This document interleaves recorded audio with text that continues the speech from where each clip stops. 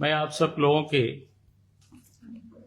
संज्ञान में बातें आप सबके संज्ञान में विषय है ही, मैं इसको और फिर से आप सबके संज्ञान में भी लाता हूं और फिर सरकार से हमारा कुछ मांगे हैं वो भी मैं आप सबके समझ रख रहा हूं।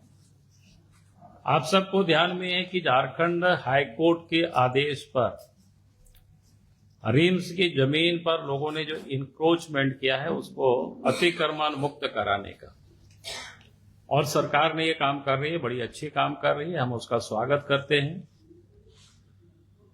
और झारखंड हाईकोर्ट को भी इसमें हम बधाई देना चाहूंगा और उनके निर्णयों का भी मैं स्वागत करना चाहता हूं, क्योंकि झारखंड में इसी प्रकार से सरकार की भिन्न भिन्न संस्थानों की जहां जमीनें होती हैं उसको सरकार तंत्र में जो बैठे हुए लोग हैं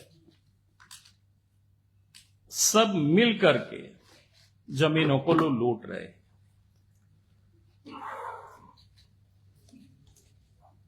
और सरकार के पास सूचनाएं होती भी है तब कोई कार्रवाई नहीं करती है, तो जमीन के दलाल हो, भ्रष्ट अफसर हो, जिसको कहते हैं बेखौफ हो करके लोग लूट रहे हैं।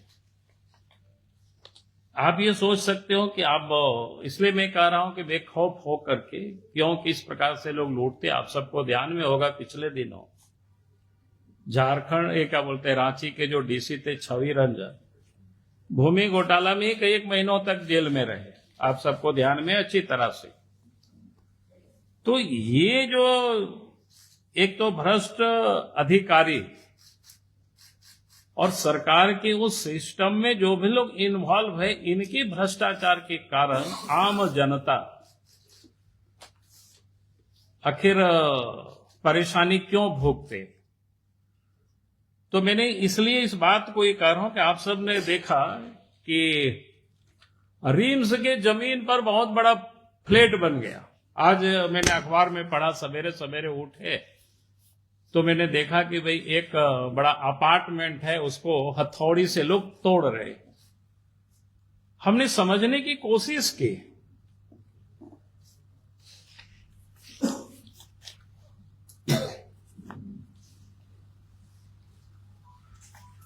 तो हमने समझने की कोशिश की कि साहब आखिर किसी व्यक्ति ने, कोई बिल्डर, कोई भी होंगे, हम तो पता नहीं है कि कौन बिल्डर है उसमें से, और उनके नाम से जमीन रजिस्ट्री होता है। आखिर जो रजिस्ट्रार है वो कैसे रजिस्ट्री किया, रजिस्ट्री होने के बाद जमीन का मोटेशन होता है। मोटेशन कौन करते हैं? सीओ करते हैं। तो सीओ का काम क्या होता है? जांच पड़ताल करना। जिसका जेन्युइन खतियानी जमीन भी होता है बेचारा, उसकी तो मोटेशन में कितना परेशान होता है हम सबको पता है, लेकिन वो भी मोटेशन कर दिया। मोटेशन करने के बाद क्या कहते हैं, नगर निगम, जो नगरीय क्षेत्र में नगर निगम अपार्टमेंट या बिल्डिंग का जो नक्शा पास करता है, उनका भी दायित्व होता है कि उस जमीन का निरीक्षण करता है, देखता है ये किस प्रकार की जमीन है, किसका जमीन है। उन्होंने भी नक्शा पास कर दिया और उसके बाद अगला जो होता है काम देखने का, रेरा का होता है, झारखंड रियल एस्टेट रेगुलेटरी जो अथॉरिटी है, उनका काम होता है। उनका काम देखने का होता है भाई। अब उनका दाम देखने का क्या होता है? एक तो जो घर खरीदने वाले होते हैं, जो फ्लैट खरीदने वाले होते हैं, उनको वो सुरक्षा कवच उपलब्ध करावे, प्रदान करे, यानी उनको सही जानकारी उपलब्ध करावे, समय से डिलीवरी हो। अगर उस जमीन को लेने के लिए पैसे लगा रहे हैं तो उनका वो सुरक्षित रहे वहां पर। फिर शिकायत अगर कुछ मिलता है तो उसके भी वो समाधान करे। क्योंकि कोई भी व्यक्ति इस प्रकार के फ्लैट बनाते हैं, तो मेरी जो जानकारी मैंने प्राप्त करने की कोशिश की, ये जो रेरा में उनको रजिस्ट्रेशन कराना ही कराना होता है।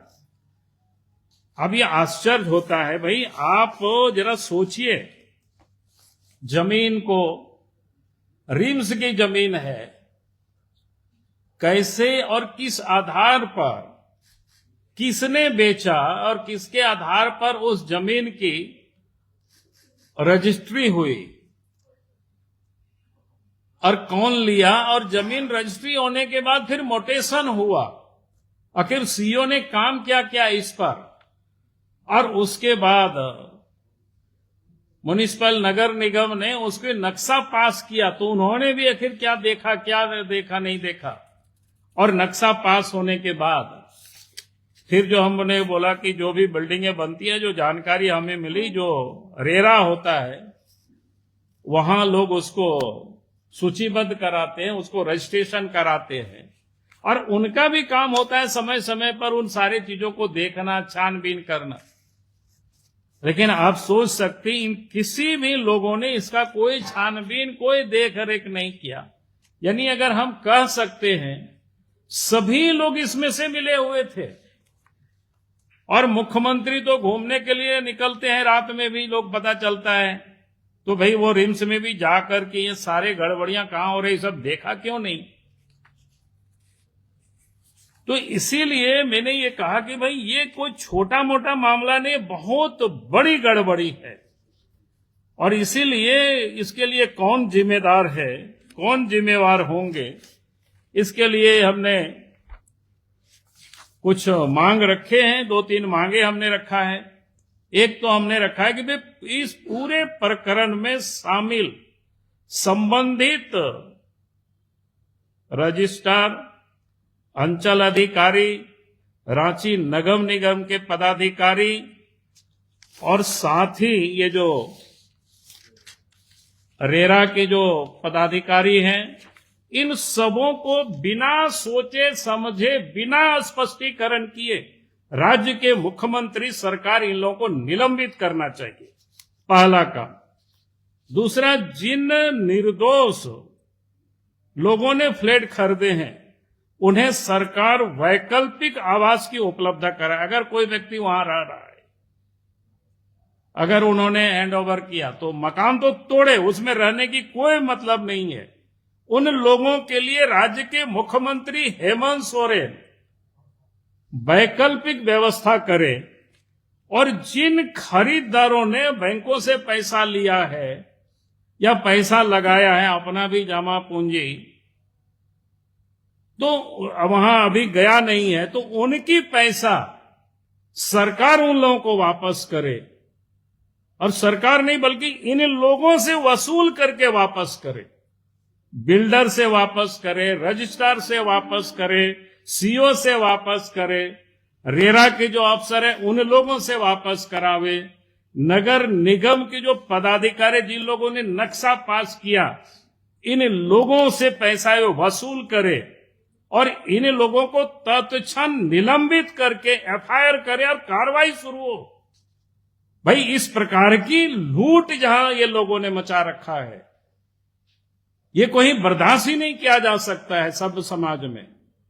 और झारखंड में सरकार कहती है कि ये विरोध करते हैं, भाई हम कोई गलत नहीं विरोध कर रहे, हाईकोर्ट ने निर्णय दिया, हाईकोर्ट ने अच्छी निर्णय दिया कि भाई आप कोई सरकारी जमीन है उसको आप बेच रहे हो, बेचवा रहे हो, उसमें फ्लैट बनवा रहे हो, यानी बिल्डर के साथ मिल करके ये सारे पदाधिकारी और ये गड़बड़ कर रहे हैं, उसके लिए तो एक बिना कार्रवाई होनी चाहिए। इसी के लिए हमने आज आप सब लोगों को बुलाया था।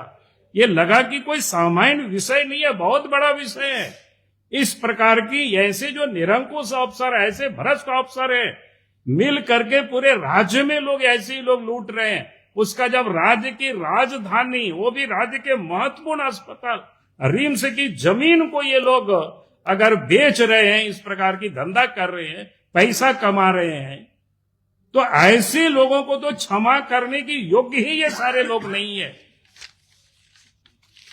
तो इसलिए हमारी ओर से जो विषय था मैंने आप सबके समझ रखा है। बाकी आप उसका जो डिटेल हम